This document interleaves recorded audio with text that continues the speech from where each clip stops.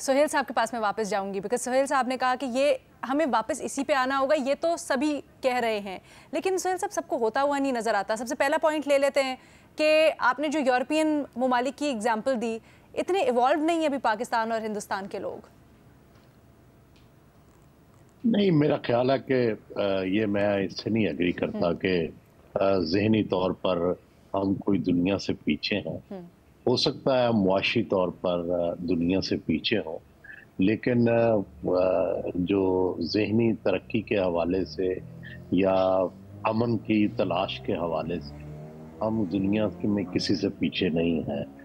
जो हमारा जो आप यूँ समझें कि जहनी सिलसिला है, अगर आप पूरी हमारी तारीख देखें, मेसोपोटामिया तक हम तजारत करते रहे हैं, इसी खित्ते के लोग। हम सारी दुनिया में अपनी जो है वो झंडे गाड़ते रहे हैं।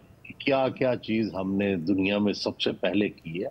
तो ये देखिए एक वक्ती बात है। तो सवाल ये है कि यही पाकिस्तान, यही इंडिया जनरल मुशर्रफ के दौर में अगर आप याद करें तो आपस में रास्ते खुल गए थे। एक जो जॉइंट असेंबली की बात हो रही थी कश्मीर में, कश्मीरी आ जा रहे थे पाकिस्तान के अंदर, हमारे लोग वहां जा रहे थे। तो ये कितने साल पहले की बात है, अभी की बात है ना।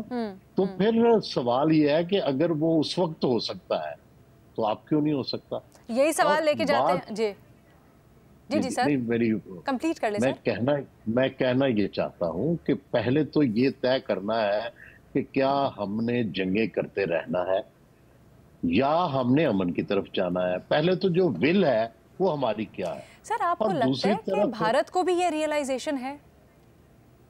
भारत को तो ये रियलाइजेशन हमसे ज्यादा होनी चाहिए। हम तो कोई इस वक्त कमिटी ऑफ द नेशंस में कोई तीसरे चौथे मकाम पे लड़ नहीं रहे, ना कम्पीट कर रहे हैं।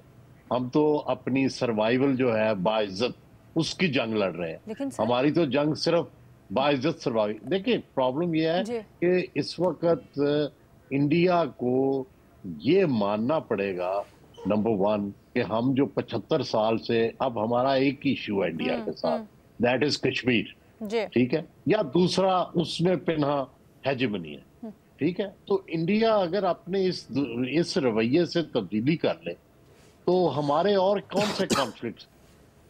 सर ये बात तो आप बिल्कुल सही कह रहे हैं, लेकिन फिर बात यहीं पे आके रुकती है ना कि ऐसा होता हुआ दिखाई नहीं दे रहा। चाहे आप मोदी के बयान ले लें या फिर उनकी इंटरनल जिस तरह से सारी कॉन्वर्सेशंस हो रही हैं, उसमें तो नफरत ही है। मैं ज़रा उमर चीमा साहब, सलीम साफ़ी साहब या फ़खर, क्योंकि तीनों की एक राय है, जो भी इसका जवाब देना चाहे या बात करना चाहे। मैं एक अलीना, देखें इसमें पहली बात यह है कि जो आज से 15-20 साल पहले भारतीय अवाम का जो माइंडसेट था वो और अब के जो भारतीय अवाम के माइंडसेट में बड़ी तब्दीली आ चुकी है। सोशल मीडिया के इमरजेंस, आरएसएस की जो है ओवरऑल जो डोमिनेंस की वजह से, फिर उसके साथ साथ जो लीडरशिप है वो बड़ा मैटर करती है। उस टाइम जो वाजपेयी साहब जैसे या इस तरह के जो मुदब्बिर सियासतदान थे, वो चीज़ों की जो विजन के मुताबिक फ्यूचर क्या होगा वो उसके मुताबिक फैसला करते थे। जबकि आज का जो मोदी का आप देख लें, जितनी भी फैसला साजी है उनकी, वो एक पॉपुलिस्ट और इस हवाले से वो फैसला करते हैं और अपना जो एक उनका आरएसएस और इस तरह की जो इंतहा पसंद वोटर का माइंडसेट है उसको खुश करने के लिए तमाम तर फैसले करते हैं। तो मेरा ख्याल है कि जो बेसिक डिफरेंस है ना होने की वजह जो है उसकी वो यही है कि जो लीडरशिप होती है जिसने फैसला करना है वो उस टाइम मुख्तलिफ थी और आज मुख्तलिफ है। और फिर उसके साथ साथ जो नफरत का लेवल था जो आज से 20 साल पहले भारतीय जो अवाम में था वो डिफरेंट था आज के मुकाबले में, क्योंकि अब तो मेन स्ट्रीम हो चुकी है जो पाकिस्तान के खिलाफ नफरत है। जी कोई और कुछ कहना चाहेगा? मैं पहले सोहेल साहब से बात कर लूं। जी उमर। अलीना, एक तो जो डायलॉग की बात हो रही थी, आपको याद होगा कि हमारे एक साबिक आईएसआई चीफ और जो रा के साबिक चीफ से उन्होंने मिलकर किताब भी लिखी थी और ये एक बड़ा अच्छा इनिशिएटिव था कि जिसमें वो एक दूसरे के पर्सपेक्टिव को अप्रिशिएट भी कर रहे थे और अपनी गलतियों का भी इकरार था। लेकिन ओवरऑल जो दोनों तरफ से, गवर्नमेंट की तरफ से कोई अच्छी पजीराई नहीं हुई। उस एफर्ट को कोई इतनी कोई सताइश की नज़र से नहीं देखा गया। लेकिन ये चीज़ें चलती रहनी चाहिए। जिधर इतने पुराने मसाइल हों, हम उनका ये भी तवक्को नहीं कर सकते कि कोई ओवरनाइट उसका सलूशन आ जाएगा और दरमियान में कई स्पॉइलर भी मौजूद होते हैं। इस तरह की तजावीज़ इस वजह से नहीं रोकनी चाहिए कि पता नहीं बैकफायर हो जाएं। अच्छा। ये तजावीज़ आनी चाहिए, इन पर डिस्कशन होते रहनी चाहिए। और उम्मीद है कि किसी दिन जो है इनके हम कोई शायद हमारा भी कोई सर वो उम्मीद तो है। अच्छा सोहेल साहब से, क्योंकि वक्त बड़ा कम है, माजरत सोहेल साहब से पूछ लेते। सोहेल साहब, क्या आप भी यही फील करते हैं जैसा फ़खर ने कहा कि पहले के मुकाबले में अब नफरत ज़्यादा है, खासकर क्योंकि लीडरशिप अब वो नफरत बढ़ा रही है? देखिए, ये तो फिर वही है ना कि अंडा पहले या मुर्गी। क्वेश्चन ये है कि भाई वो यहाँ हमारे यहाँ जो इंतहा पसंदी थी मजहबी, जिस तरह से उसने इंडिया को हिट किया, उसी तरह हमें भी हिट किया। इसी तरह अब जो वहाँ हिंदुवता है वो सबसे पहले तो इंडिया को हिट कर रहा है, फिर हमें हिट कर रहा है। इंतहा पसंदी चाहे हमारी है चाहे इंडिया की है, ये दोनों गलत है। जब हम बेसिक्स पे जाएंगे तो कुछ हमारी गलतियां भी होंगी, कुछ उसकी गलतियां भी होंगी, लेकिन वो चूंकि उसका रवैया हेजेमनिक है और दूसरा उसका साइज बड़ा है, तो इसलिए हमारे लिए हमारे पास गुंजाइश कम है झुकने की। इंडिया के पास ज्यादा है, क्योंकि प्रॉब्लम यह है कि इंडिया की मईशत, इंडिया का साइज, इंडिया की इंटरनेशनल जो पोजीशन है वो हमसे ज्यादा है, और इसलिए इंडिया की स्टेक्स ज्यादा है।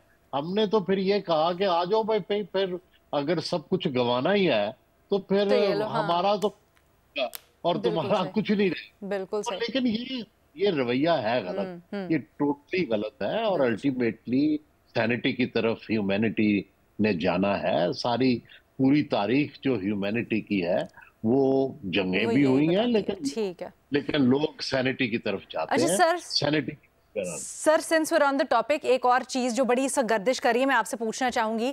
बिलावल भुट्टो ने आज एक स्टेटमेंट दी कि मोदी नेतन्याहू की एक चीप कॉपी है। इससे पहले भी मोदी को बुचर ऑफ गुजरात कह चुके हैं। इसके ऊपर दो राय पाई जा रही है। कुछ लोग कह रहे हैं बड़ा बिफिटिक रिप्लाई दिया, कुछ लोग कह रहे हैं कि बिलावल सिफारतकार बन के वहाँ पर गए हैं और सिफारती ज़बान में इस तरह के अल्फाज नहीं होते हैं। आपकी राय क्या है? नहीं, मेरा देखिए, पहले तो हमें पाकिस्तानी जो नैरेटिव है उसमें ये है कि शायद हम काफी अरसे से ये फील कर रहे हैं कि जो मोदी है उस के साथ हम ना वो हमने 10-11 साल से उसने हमें नजरअंदाज किया है, और हर सूरत में उसने हमें नीचा दिखाने की कोशिश की है। तो शायद हम उसके साथ कोई बाइज्जत मुआहदा नहीं कर सकते। एक ये राय है जिस पे ज्यादातर लोग कन्विंस्ड हैं।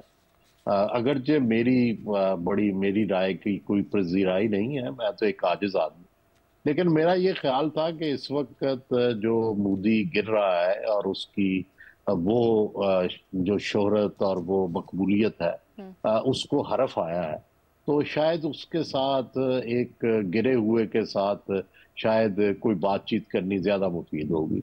लेकिन चूंकि जनरली हम तो डेमोक्रेट हैं, तो जनरली अक्सरियत की राय यही है कि मोदी के साथ बैठना जो है उससे पाकिस्तान को कुछ नहीं मिलेगा। और शायद बिलावल साहब भी इसी के कायल लगते हैं कि मोदी को हम अगर गिरा सकते हैं, चाहे इंडिया में भी कांग्रेस को फायदा हो जाए और इंटरनेशनली भी जो है हम मोदी की रेपुटेशन को गिराएं, तो शायद वो ये करना चाहते हैं। मेरी राय अगरचे दूसरी है।